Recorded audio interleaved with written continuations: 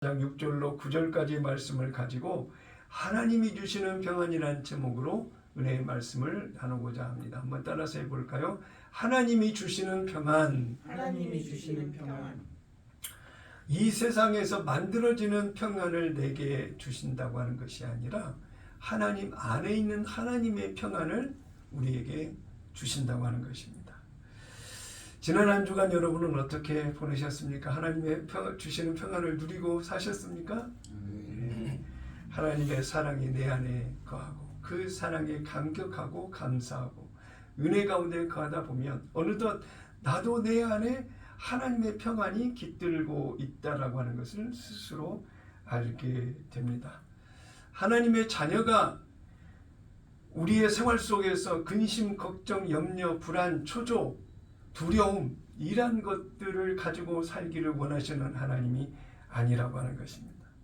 고달픈 삶을 살기보다는 행복한 삶을 살기를 원하시는 것이 바로 우리가 아버지라고 부르는 하나님이시라고 하는 것입니다.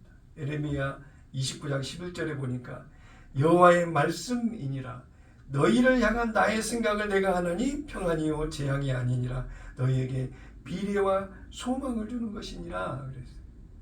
이 구절에서 세 가지. 첫째, 하나님은 내게 평안을 주시고 재앙이 없는 미래와 희망을 주시는 하나님이시라. 아멘.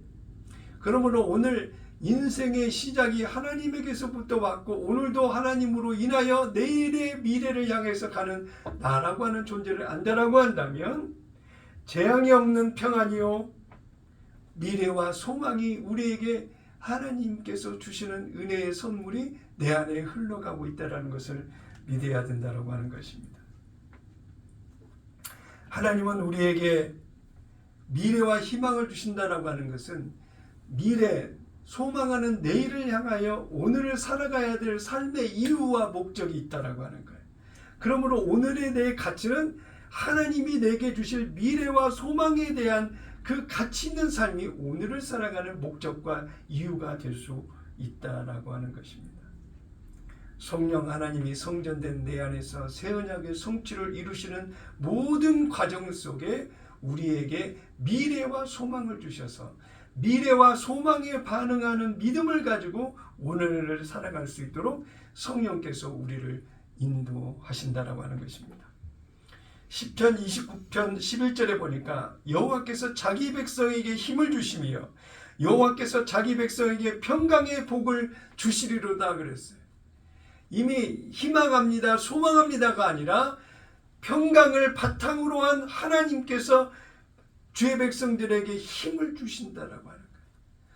오늘을 살아낼 수 있는 힘과 능력, 그것이 내 육신의 힘과 노력으로 만들어지는 힘이 아니라 전능하신 하나님으로부터 제공을 받는 힘에 의한 오늘을 살아갈 수 있는 힘. 그 은혜가 우리에게 있음을 믿습니다. 다윗은 시편에서 강조한 대로 평강의 복을 주시기를 원한다라고 고백하고 있습니다. 지난 한 주간 여러분은 미라클존에서 얼마만큼 하나님의 기적의 만남의 자리를 이어오셨습니까? 오늘 본문 4장 빌립보서 4장 6절에 보니까 아무것도 염려하지 말고 다만 모든 일에 기도와 간구로 너희 구할 것을 감사함으로 하나님께 아뢰라. 맡겨진 자, 신뢰하고 믿는 자, 그분이라면 다 해결할 수 있다라고 하는 그 믿음을 가지고 있는 우리의 믿음의 기도라고 한다면 우리의 기도의 자리, 미라클의 자리가 하나님으로 인하여 바탕에 하나님이 주시는 평안이 흐르는 믿음의 자리가 바로 우리가 고수하고 지켜가는 미라클 존이 될 것입니다. 오늘 본문 4장 7절에 보니까 그리하면 모든 지각에 뛰어난 하나님의 평강이 그리스도 예수 안에서 너희 마음과 생각을 지키시리라고 그랬어요. 결국 내 마음과 평강을 지키는 바탕에 하나님이 주시는 평안이 나를 이끌어가고 있다라고. 그러니까 내 마음 안에 하나님의 평강이 기초공사가 되어져요. 바탕이 되어져요. 염려할 시간에 염려하지 않고 하나님께 기도하고, 두려움과 걱정과 염려가 밀려올 때마다 하나님이 나를 지키시고 보호하시고 나를 돌보신다라는 절대적 신뢰, 그 믿음이 주는 마음의 평안을 지키고 유지하라고 하는 것입니다. 기도할 수 있는데 왜 걱정하십니까? 라는 찬송이 있습니다. 그 복음성가에는 가사가 이렇게 나와 있습니다. 기도할 수 있는데 왜 걱정하십니까? 기도하면서 왜 염려하십니까? 기도할 수 있는데 왜 실망하십니까? 기도하면서 왜 방황하십니까? 주님 앞에 무릎 꿇고 간구해 보세요. 마음을 정결하게 뜻을 다해 기도할 수 있는데 왜 걱정하십니까? 기도하면서 왜 염려하십니까? 기도해서 두려움과 걱정과 염려의 자리에서 일어나라고 우리를 축복하는 은혜의 찬양 아닙니까? 우리는 정말 기도의 승리자가 되어야 되겠습니다. 아멘. 저도 10월 월말이 눈앞에 있잖아요.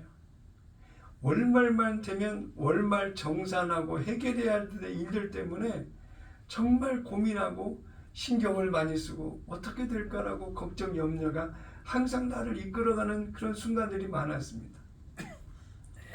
그런데 기도할 때마다 보면 저는 이렇게 기도하고 있더라고요. 하나님, 이 고단한 월말, 이 경제적인 문제가 해결되지 않고 매달 반복되는 이 고단함을 대체 언제까지 제게 계속 이어가실 것입니까?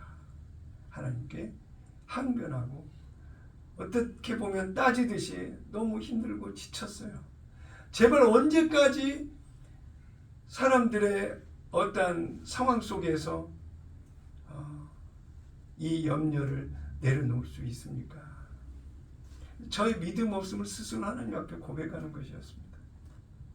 그런데 이러한 기간들이 길다 보니까 작년에도 그랬고 재작년에도 그랬고 매년마다 월말마다 마음 편하게 넘어간 날이 별로 그렇게 많지 않았던 것 같습니다.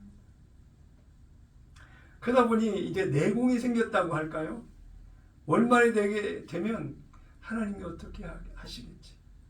누구를 통해서 이 문제가 해결되고 어떻게 하면 이 문제가 해결될 것 같이 막연한 기대감이 현실적인 하나님의 응답, 해결을 사람의 마음을 바꾸셔서 은혜 가운데 그 마음이 들도록 해서 이 월말을 넘어갈 수 있도록 하나님이 해결해 주시겠지라고 하는 기대감 속에서 오히려 그러한 내공이 마음이 단단해져서 자유함과 평안함이 나를 이끌어 가더라고 하는 것입니다. 내가 충분히 할 수 있는 일을 하나님께서 맡기시겠냐, 내 삶에 개입하시겠냐, 그리고 도움이 전혀 필요하지 않는 일을 하나님께 도와달라고 하는 그런 기도를 할 수 있겠느냐. 하나님이 하나님이신 것과 그 하나님 나의 아버지라고 고백하는 하나님으로 인하여 해결될 수 있는 일들을 구하는 것이 진정 우리가 기도가 아니겠냐. 도움이 간절히 필요하고 요구될 때 하나님을 찾고 구하게 되는 모습 아니더나 스스로를 돌아보면서 정말 내가 기도하는 대상이 내 문제를 현실적으로 풀어주고 해결해 줄 수 있는 분이라고 하는 믿음이 있으면 기도하는 가운데 전적으로 내 마음과 생각이 매달리게 되는 거예요. 정말 해결해 달라고. 당신 아니면 답이 없다고. 내가 누구를 믿고 기대할 수 있는 게 있느냐고. 내가 기도하는 기도의 대상자에게 간절할 수 있는 것 아니겠느냐 이것입니다. 매번 하나님 앞에 그렇게 간구하고 기도할 때에 어느덧 기도하는 가운데 믿음이 내 안에 있다 보니 나의 염려, 두려움, 걱정, 안 되면 어떡하지? 별의별 생각들을 다 하나님 앞에 맡기게 되더라고요. 기도한다라고 해서 당장 이 문제가 번개치듯 문제가 다 해결되는 것이 아니라 사람의 살아있는 지금의 내 환경 속에서 자연스럽게 그것이 만들어지고 제공되고 낮아진 마음으로 부탁을 하게 되고 여러 가지 상황들을 통해서 그 문제가 해결되더라는 거예요. 오늘 제가 성경 몇 구절을 여러분께 같이 이제 은혜를 나누려고 하는데요. 이 성경 구절을 메모를 좀 해놓으신다든지 기억을 잘 하셔서 이 평안을 주시겠다고 약속하신 이 하나님의 말씀이 여러분의 생활 속에서 큰 위로가 되기를 바랍니다. 시편 37편 5절에 보니까요. 내 길을 여호와께 맡기라. 그를 의지하면 그가 이루시고. 누가 이루시고? 하나님이 이루시고. 6절 내 의를 빛같이 나타내시며 내 공의를 정오의 빛같이 하시리로다. 정오의 빛같이 하시리로다. 지금 읽고 있는 성경의 끝 말미가 어떻게 결과로 말씀하고 있는지를 그 끝말을 여러분 기억하셔야 됩니다. 그를 의지하면 그가 이루시고 정오의 빛같이 하시리로다. 또 시편 55편 22절 내 짐을 여호와께 맡기라. 그가 너를 붙드시고 의인의 요동함을 영원히 허락하지 아니하시리로다. 불안, 조조, 좌불안석하지 않도록 하시겠다라는 거예요. 저와 여러분. 잠언 16장 3절 너의 행사를 여호와께 맡기라. 그리하면 내가 경영하는 것이 이루리라. 얼마나 감사해요. 베드로전서 5장 7절 너희 염려를 다 주께 맡기라. 이는 그가 너희를 돌보심이라. 하나님의 손에 의하여 돌보심을 받는 자의 삶이 얼마나 마음이 평안하고 자유하고 그 안에 행복이 있겠느냐. 우리는 하나님의 돌보심을 받는 자입니다. 아멘이십니까? 네. 우리는 하나님의 손에 의해서 돌보심을 받는 자. 하나님의 손이 어떤 손입니까? 전능하신 창조주 하나님의 손이라고. 내 아버지라고 부르는 아버지의 손이라고 하는 거예요. 그 아버지의 손이 나의 삶을 장악하고 주관하고 내게 공급하시고 능력 주셔서 내게 이 세상 사는 동안 평안이 흐트러지지 않도록 요동하지 않도록 나를 붙드시는 하나님의 은혜가 내게 있다라고 하는 사실입니다. 사도 바울은 로마서 12장 19절에 이렇게 이야기하고 있습니다. 급기야 내 사랑하는 자들아 너희가 친히 원수를 갚지 말고 하나님의 진노하심에 맡기라. 기록되었을 때 원수 갚는 것이 내게 있으니 내가 갚으리라고 주께서 말씀하시니라고 말하고 있어요. 억울하고 분하고 원통한 일을 내가 설령 당했다 할지라도 전능하신 아버지 하나님의 손에 맡겨라. 그리고 너는 평안해라 이거예요. 자유해라 이거야. 맡김의 여유를 가져라 이거야. 현상에 묶이고 매이지 말고 전능하신 하나님의 손에 붙들린 너희의 삶 속에 보장된 결과가 무엇인지를 그를 신뢰하고 믿고 의지함 속에서 누리는 하나님의 평안을 그 안에서 누리라고 하는 거예요. 원망과 미움과 정죄와 판단과 저주를 내 입에 마음에 담지 말고 모든 일상의 결과를 하나님께서 어떻게 풀어가실지 그를 신뢰하고 믿는 모습 속에서 하나님께 맡겨야 된다고 하는 것입니다.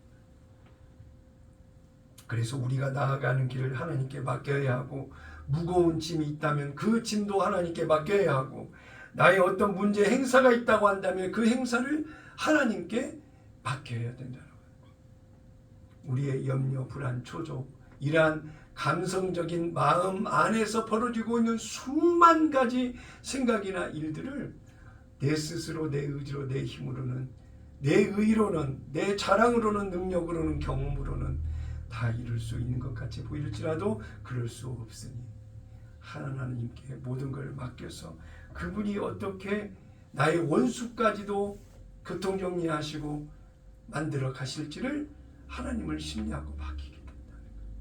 그래서 항상 저는 기도할 때마다 원수의 목전에서 상을 베푸시고, 이 말씀을 항상 빼놓지 않고 하는 것은 내가 원수를 미워해서가 아니라 하나님께서 믿음 없는 삶으로 많은 시행착오를 겪어 가도록 만들어버린 마귀의 사주를 받은 그런 대상자들이 믿음을 지키고 고수하고 나가는 내 앞에 고개를 숙이고 하나님을 찬양하고 노래하며 내가 믿는 예수 나도 한번 믿어보자라고 하는 본이 되는 모습으로 따라오도록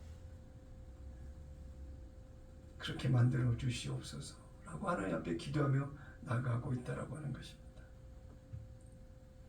예수님은 마태복음에서 이렇게 얘기하고 계십니다. 마태복음 11장 28절에 보니까 수고하고 무거운 짐진 자들아 다 내게로 오라. 내가 너희를 쉬게 하리라. 복수에 수많은 사람이 온다고 그래서 버거워하고 부담스러우신 하나님이 아니라는 거예요. 어느 누구나 어떤 상황이나 어떤 무게의 큰 짐이라 할지라도 내게 가지고 나오면 내가 너희를 쉬게 하리라고 말씀하고 있는 것입니다. 주님께 맡기면 우리가 누리는 특권은 평안을 누리는 특권을 갖게 된다라고 하는 것입니다. 예수님께서 제자들에게 너희는 이렇게 기도하라고 가르쳐 주셨던 것처럼 하나님께서 아론과 그의 아들들에게 제사장들에게 이렇게 이스라엘 백성들에게 이렇게 축복하라고 말씀하셨던 그 말씀이 민수기에 나오는데요. 한번 읽어보실 필요가 있습니다. 함께 같이 읽어볼까요? 민수기 6장 24절로 26절까지 함께 읽도록 하겠습니다. 시작. 여호와는 내게 복을 주시고 너를 지키시기를 원하며 여호와는 그의 얼굴을 내게 비추사 은혜 베푸시기를 원하며 여호와는 그 얼굴을 내게 향하여 드사 평강 주시기를 원하노라 할지니라 하라. 축복하는 제사장들에게 이렇게 축복해라. 여호와는 내게 복 주시고 너를 지키시기를 원하고 은혜 베푸시기를 원하고 평강 주시기를 원하노라. 그래서 목사님들을 초청해서 예배하면서 이런 축복을 기대하고 구하는 모습으로 예배 인도를 해달라고 부탁을 하는 거예요. 그러므로 마땅히 주의 종들은 예배를 인도하게 될 때에 축복하는 내용 속에 복 주시고 지켜주시기를 원하고 얼굴을 비추사 은혜 베푸시기를 원하고 얼굴을 내게로 향하여 두사 평강 주시기를 원하시는 하나님의 본뜻이 저와 여러분 우리 예배하는 모든 이들에게 하나님이 그렇게 원하시고 계신다고 하는 거예요. 그 사실을 기억하게 하고 믿게 해서 그 은혜가 생활의 삶 속에 사업의 현장 속에 가정의 현장 속에 그대로 이루어지기를 원하는 것이 하나님의 본뜻이라고 하는 것입니다. 예수 이름으로 제사장들이 자손들을 축복할 때 하나님께서는 그들에게 복을 주시겠다고 약속하셨습니다. 우리를 지켜주시는 복입니다. 우리에게 은혜를 주신다고 약속하신 하나님의 놀라운 은혜인 것입니다. 야베스의 기도는 어떤 기도를 했습니까? 역대상 4장 10절에 보니까 야베스가 이스라엘 하나님께 아뢰어 이르되 주께서 내게 복을 주시려거든 나의 지역을 넓히시고 주의 손으로 나를 도우사 나로 환난을 벗어나 내게 근심이 없게 하옵소서 하였더니 하나님이 그가 구하는 것을 허락하셨더라. 한번 따라서 해볼까요? 허락하셨더라. 허락하셨더라. 허락하셨더라. 허락하셨더라. 이 믿음의 고백을 할 수 있도록 우리에게 주시는 이 말씀을 내 안에 받고 누리려고 한다면 야베스처럼 기도해야 돼. 내가 안고 있는 기도의 제목이 야베스가 기도해서 하나님께서 허락하셨더라는 말을 응답으로 받은 것처럼 저와 여러분도 야베스처럼 지경을 넓혀주시고 받고 누리는 모든 것에서 환난에서 벗어나 근심이 없게 하옵소서라고 하는 하나님의 은혜를 구하는 모습이 바로 미라클존에서 우리 안에 있어야 된다라고 하는 것입니다. 네. 아무리 지역이 넓혀지고 넓은 땅을 차지한다 한들 근심과 걱정과 염려와 두려움이 있다라고 한다면 어떻게 그게 축복이 될 수 있겠습니까? 하나님, 오늘의 나의 삶의 자리에서 평안을 놓치지 않게 하여 주옵소서. 하나님, 근심된 일이 많고 많을지라도 내 안에 주시는 그 하나님의 평안으로 말미암아 일어나게 하여 주옵소서. 이런 기도가 우리 안에 있어야 된다라고 하는 것입니다. 다윗은 그를 죽이러 가는 대적들이 쫓아오는 가운데에도 하나님의 평안을 노래했어요. 시편 4편 8절에 보니까 내가 평안히 눕고 자기도 하리니 나를 안전히 살게 하시는 이는 오직 여호와시니이다 라고 이야기하고 있어요.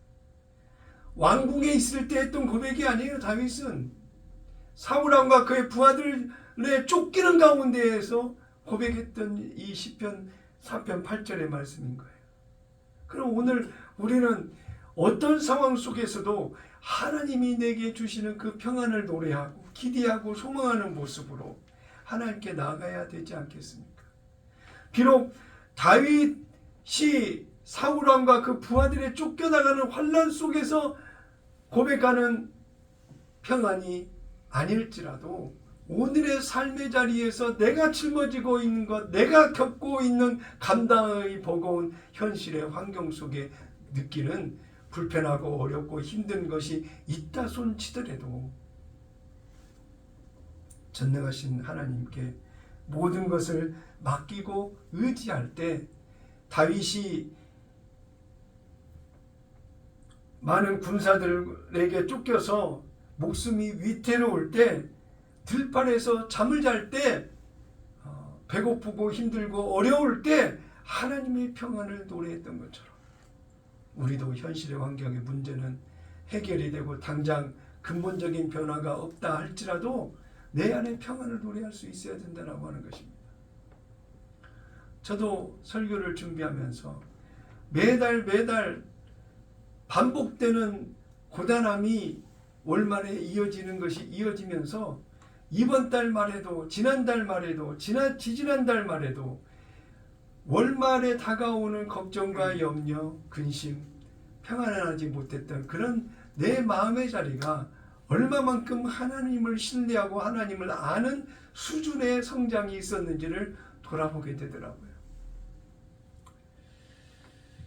이제 다윗이 얘기했던 평안처럼 월말의 두려움, 걱정, 염려 그 가운데에 내 안에 차지하고 있는 하나님이 주시는 평안으로 얼마만큼 내가 자유함을 누리고 있는지를 비교해보는 그런 시간들이 이어지더라고요.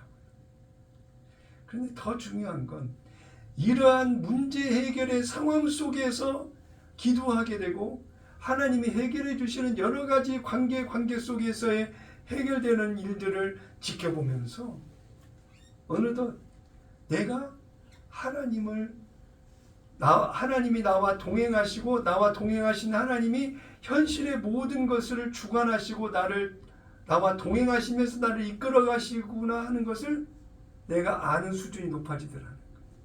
그래서 좀 더 여유로움과 안정된 모습과 하나님께 맡긴 것이 진정한 무엇인지를 평정심을 유지하게 되더라는 것입니다.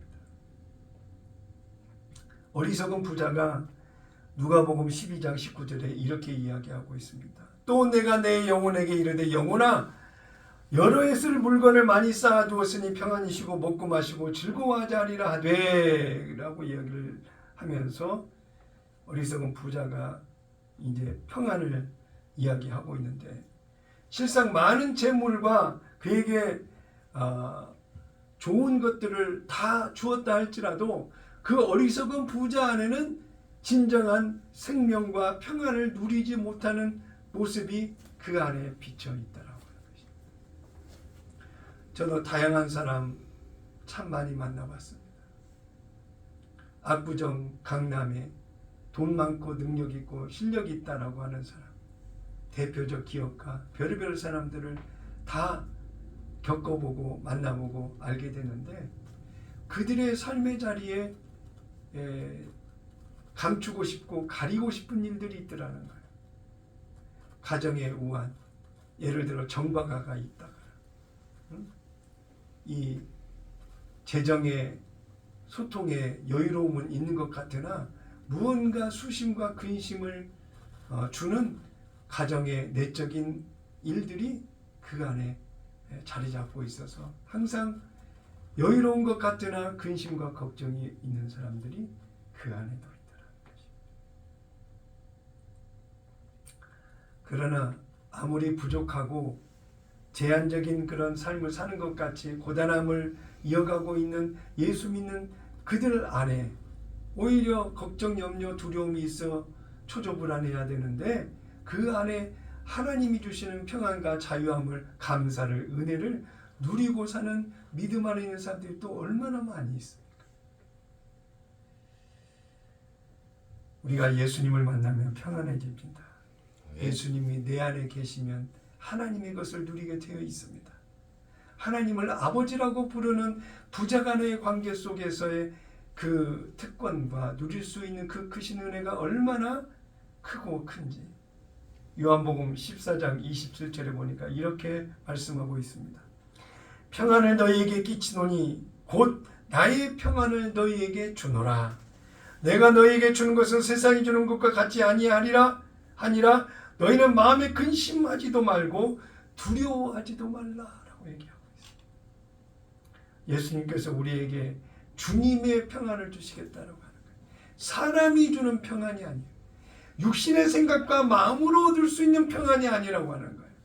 전능하신 야훼 하나님이 누구보다도 내 마음과 생각을 헤아리시고 살피시고 아시는 하나님이 주시는 평안이라고 한다면 최적의 최고의 가장 내게 맞는 적합한 평안을 내게 주셔서 하나님께서 공급하시는 그 평안임을 스스로 알게 하신다라고 하는 것입니다. 유튜브 동영상을 보면 아이스크림을 먹을 때 아이스크림을 사는 사람이 손으로 잡히지 않도록 자꾸 이렇게 장난치듯 아이스크림을 파는 가게 유튜브 영상을 본 적이 있습니다. 터키식 아이스크림 장사하는 사람들이 사람을 놀리면서 웃기면서 아이스크림을 판다라고 하는 것인데요. 줄 듯 말 듯 돈을 주고 내 걸로 받으려고 하는데도 불구하고 응당 권리임에도 불구하고 줄 듯 말 듯 가지고 놀고 장난치듯 하는 줄 듯 말 듯 하는 그런 것이 아니라 하나님이 주시는 평안은 이미 성령으로 오신 예수님이 내 안에 계시면 하나님의 평안이 이미 내 안에 들어와 하나님의 나라가 됐다는 거예요. 그러니 하나님이 통치하시는 하나님의 왕권, 하나님이 주신 그 주권, 하나님의 나라에서 누릴 수 있는 그 시민이 누릴 수 있는 그 시민권, 하나님 안에서 약속으로 주신 모든 것을 누릴 수 있는 자유가, 그 권리가 우리 안에 있는 것 아니겠습니까? 그러므로 예수 안에 있다라고 한다면 진정한 분리되어져 있는 평안을 달라고 하는 것이 아니라 이미 주님과 하나 된 내 안에서 하나님의 평안을 내가 누릴 수 있는 것이라고 하는 것입니다. 예수님이 이 땅에 오신 것도 평강의 왕으로 오셨다라고 하시지 않으셨습니까? 이사야는 예수님의 오심을 이렇게 예언했잖아요. 이사야 9장 6절에 보니까 이는 한 아기가 우리에게서 낳고 한 아들을 우리에게 주신 바 되었는데 그의 어깨에는 정사를 메었고 그의 이름은 기묘자라 모사라 전능하신 하나님이라 영존하시는 아버지라 평강의 왕이라 할 것임이라 그랬어요. 수많은 기쁨, 행복, 자유, 즐거움, 재미, 행복 별의별 단어들이 다 있을 텐데 그 안에 평강이라고 하는 단어를 넣으시고 하나님이 우리의 평강의 왕이라고 표현을 하시겠느냐. 예수님이 이 땅에 오실 때 한밤중 목자들에게 나타난 천사들은 이렇게 얘기를 했습니다. 누가복음 2장 14절 지극히 높은 곳에는 하나님께 영광이요 땅에서는 하나님이 기뻐하신 사람들 중에 평화로다 그랬어요. 평화로다. 천사들까지도 우리 안에서 가장 특화되어진 누릴 수 있는 특권으로 주신 그것이 하나님의 평화, 평안, 그 하나님의 은혜 가운데 주어지는 그 세계가 모든 믿는 자들 하나님의 백성 안에 주시겠다고 약속하신 특권이라고 말씀하고 있는 것입니다. 에베소서 2장 17절에 사도 바울은 뭐라고 얘기하고 있습니까? 또 오셔서 먼데 있는 너희에게 평안을 전하시고 가까운 데 있는 자들에게 평안을 전하셨으니 이는 그로 말미암아 우리 둘이 한 성령 안에서 아버지께 나아감을 얻게 하려 하심이라. 하나님께 나아가는 것도 평안을 가지고 하나님 앞에 나가는 거예요. 그것이 사람이 주는 배부르고 등따숩고 돈 많고 능력 있고 실력이 있어서 가지고 가는 평안이 아니라 성공자의 이 세상에서 얻게 되는 성공자로 하나님 앞에 나가는 것이 아니라 하나님이 내게 주신 그 평안을 가지고 하나님 앞에 성령 안에서 나가게 된다라고 말하고 있는 것입니다. 그래서 예수님이 계신 곳에는 반드시 뭐가 있어요? 평안이 있는 거예요. 예수 안에 누리는 자유함, 그 특권이 있는 거예요. 그럼 내가 불안하고 초조하고 두려움이 있고 걱정, 염려가 있으면 내가 하나님을 신뢰하거나 믿거나 의지하지 않기 때문에 두려움과 걱정, 염려, 초조, 불안이 나를 차지하고 있구나는 것을 알아야 된다. 그럴 때 하나님을 찾고 구하며 내 안에 찾아온 두려움과 걱정, 염려, 초조, 불안 모든 것을 밀어내고 하나님의 놀라운 은혜로 회복된 모습이 되어야 된다라고 하는 것입니다. 요한복음 16장 33절 다 같이 한 목소리로 같이 읽겠습니다. 시작. 이것을 너희에게 이르는 것은 너희로 내 안에서 평안을 누리게 하려 함이라. 세상에서는 너희가 환난을 당하나 담대하라. 내가 세상을 이기었노라. 하나님께서 내게 뭘 주셨다고요? 평안을 주셨다. 내가 너희 안에 거하며 너희 안에 나의 평안을 이미 주었다라고. 나중에 주실 것이다가 아니라 주신 것을 받아 찾아 누려라. 이렇게. 환난을 당하고 있니? 담대하라. 내가 영원한 승리를 얻었으므로 너희도 그 안에서 승리자의 삶을 누리라고 말씀하고 있는 것입니다. 빌립보서 4장 7절에 또 뭐라고 이야기하고 있습니까? 그리하면 모든 지각에 뛰어난 하나님의 평강이 그리스도 예수 안에서 너희 마음과 생각을 지키시라. 하나님의 평강으로 내 마음과 생각을 지키시겠다. 그러니 내가 힘들고 어렵고 자유하지 못하고 불안하고 할 때마다 하나님의 평강을 구하며 하나님을 의지하고 바라는 그런 회복이 우리 안에 하나님의 평안으로 반드시 주어져야 된다고 하는 것입니다. 예수 안에 있는 나의 마음과 생각을 이미 하시고 내 생각과 마음을 지키시겠다고 하신 하나님, 나를 지키고 보호하시고 책임져 주시는 주인의 모습, 주님의 모습 아니겠습니까? 예수님은 공생의 3년을 사시면서 제자들에게 함께 하시다가 떠나게 될 때 제자들이 예수님의 그 과정을 보면서 불안해하고 걱정, 염려하고 근심이 가득했던 제자들이었습니다. 그런 제자들에게 예수님이 뭐라고 했습니까? 평안을 너희에게 끼치노니 곧 나의 평안을 너희에게 주노라. 너희는 마음에 근심하지 말고 두려워하지도 말라. 예수님의 십자가 죽음과 부활 이후에 그 과정 속에 보면 제자들이 다 뿔뿔이 흩어졌죠. 예수님 십자가에 죽었다. 우리는 어떻게 할 것이냐. 예수님의 부활하심을 전혀 믿는 제자들이 아니었다라고 하는 것입니다. 하나님을 신뢰하지 못했을 때는 생명의 위협을 느끼고 불안해하는 거죠. 그렇게 메시아라고 믿고 따랐던 예수님이 십자가에서 힘없이 나약하게 죽어버리고 나니까 이제 믿고 의지할 수 있는 눈에 보이는 현상들이 안 보이거든. 예수님이 살아계시는 사람으로 눈에 보였을 때는 신뢰하고 믿었는데 안 보이거든. 그러나 영원히 너희와 함께 하시겠다고 하시는 주님이 보이지 않는 가운데 우리의 마음 가운데 주인으로 왕으로 오셨으니 보이지 않는 예수를 믿는 믿음 안에서 우리가 누려야 될 특권을 놓치거나 기억하지 못하거나 주님이 내게 말씀하신 평안을 주시겠다고 하신 평안의 예수로 평강의 예수로 오신 그것을 믿지 못하게 만들어서 어떻게 하든 세상에 묶이고 매이도록 근심 걱정 초조 불안 염려에 사로잡혀서 마음을 뺏기도록 마귀가 역사하는 대로 반응하면서 살아가도록 하는 그런 모든 것에 우리가 믿음을 가지고 싸워 이겨야 되지 않겠느냐라고 하는 것입니다. 제자들은 두려웠습니다. 그러나 예수님께서 부활하셨다 다시 사셨다는 말을 듣고 다시 모여들었어요.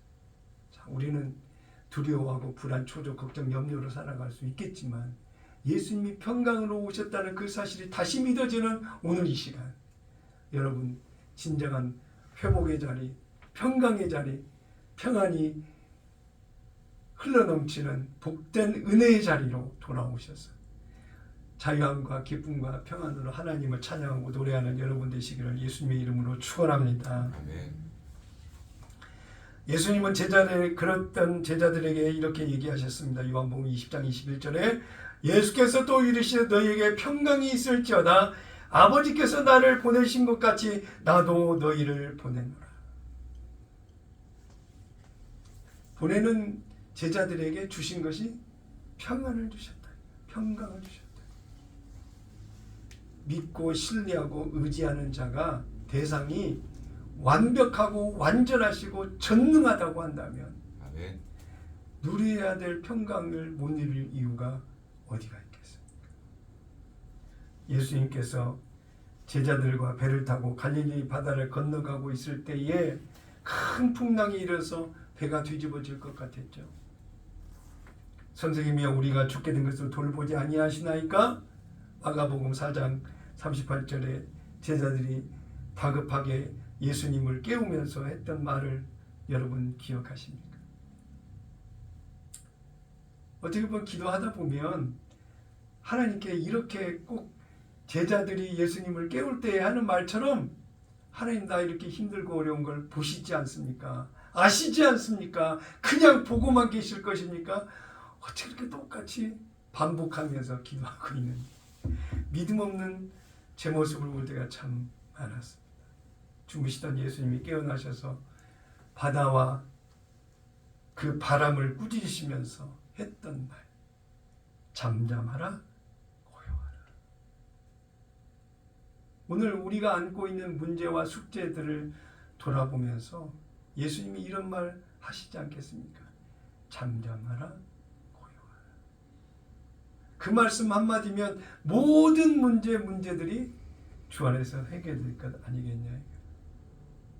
잠잠하라 고요하라 그 말을 듣던 제자들에게 찾아온 것이 무엇이었어요? 예수님이 말씀하신 것처럼 평강이 제자들의 마음속에 돌아왔다.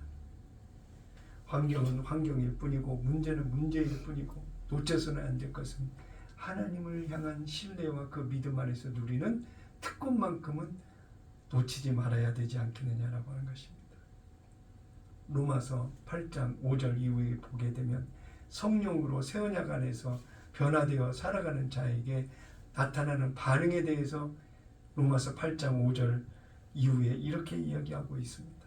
육신을 따르는 자는 육신의 일을 영을 따르는 자는 영의 일을 생각하나니 육신의 생각은 사망이요 영의 생각은 생명과 평안이니라. 성령이 내 안에서 이루시는 모든 일들은 하나님의 생명 안에서 누리는 평안을 이루시면서 우리의 과정을 이끌어 가신다라고 하는 것입니다. 우리는 영을 따르는 사람입니다. 성령을 따르는 사람이기에 성령이 인도하시는 대로 그 누리게 하시는 모든 것을 누리는 모습이 되어야 되지 않겠습니까? 우리에게는 사망이나 절망이 아니라 생명과 평안이 가득할 수밖에 없는 사람들입니다. 로마서 8장 26절 이후를 읽어보니까요.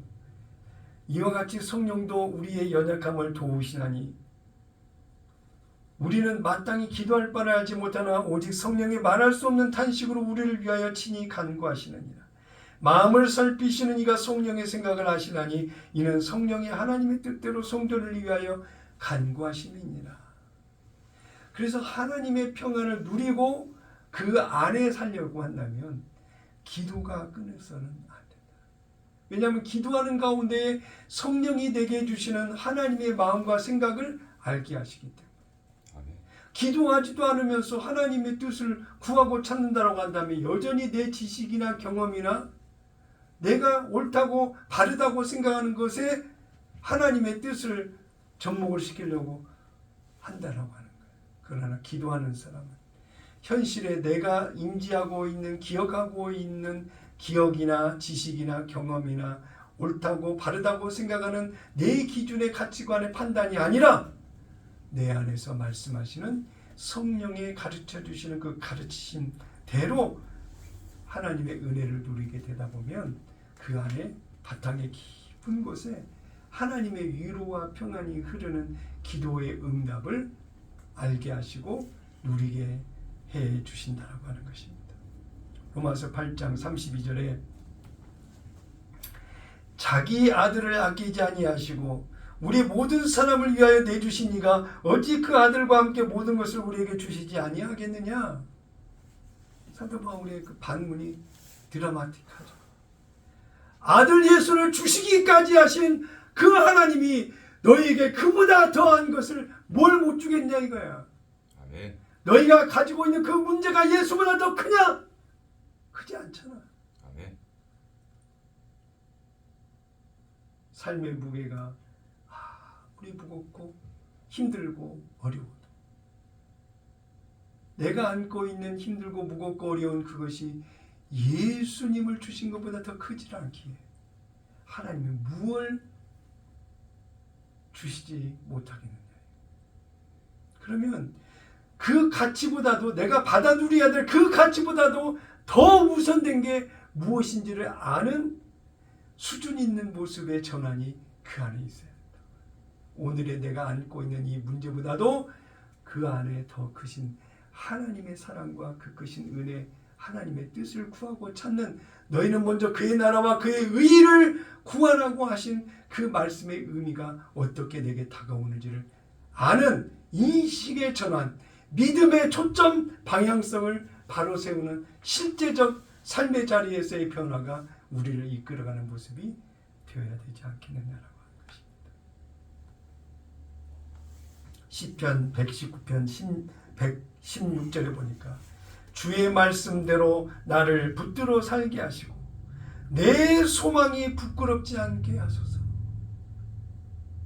내가 주 안의 삶으로 말미암아 아무리 이 땅에 사는 동안 수많은 사람들의 손가락질을 받거나 예수 믿는 것들이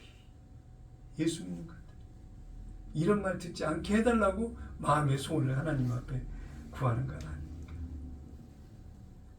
내가 온전히 하나님의 말씀대로 붙들어 살면서 이 땅에 하나님이 평안 속에서 주시는 모든 것을 우리에게 허락하소서. 이렇게 기도하는 거 아니겠냐. 시편 119편 165절을 보니까 주의 법을 사랑하는 자에게는 큰 평안이 있으니 그들에게 장애물이 없으리이다. 주의 법을 사랑하는, 이미 내가 죄질라고 생각을 안 하니까 하나님의 은혜 가운데 자유함을 누리고 사는 그 행복, 기쁨, 가치가 더욱더 크다 보니 그렇지 않은 이 세상의 욕심과 부귀영화, 출세 성공에 대한 미련과 매임과 묶임이 없으니 그냥 주님과 함께 오늘을 살아가는 그것 자체가 감사하고 은혜가 있고 그 안에 자유함과 평안이 깃들게 되더라는 것입니다. 하나님은 살아계십니다. 다시 오실 그날에 이르기까지 하나님은 우리를 평안 가운데 이끄신다는 것을 기억하시기를 바랍니다. 시끌벅적 찌그락짜그락 수많은 문제와 갈등들 사연들이 우리 안에 넘치고 넘친다 할지라도 내 안에 기쁨을, 평안을, 자유함을, 하나님 안에 있는 모든 것을 다 빼앗아갈 수 없다라고 하는 거예요. 하나님께서 이미 우리에게 허락하신 보장된 권리를, 특권을 다 누리시다가 은혜 가운데 아멘 주 예수여 오시옵소서, 주님이 마지막에 오시는 그날 그 순간 다 주님의 부르심에 참여하는 거룩한 꿈의 교회 성도 여러분 다 되시기를 예수님의 이름으로 축원합니다. 거룩한 꿈의 교회 성도 여러분은 한 분도 예외 없이 진정한 하나님의 평안을 매 순간순간마다 누리시는 축복된 성도가 다 되시기를 예수님의 이름으로 축원합니다. 아멘. 아멘. 찬양하겠습니다.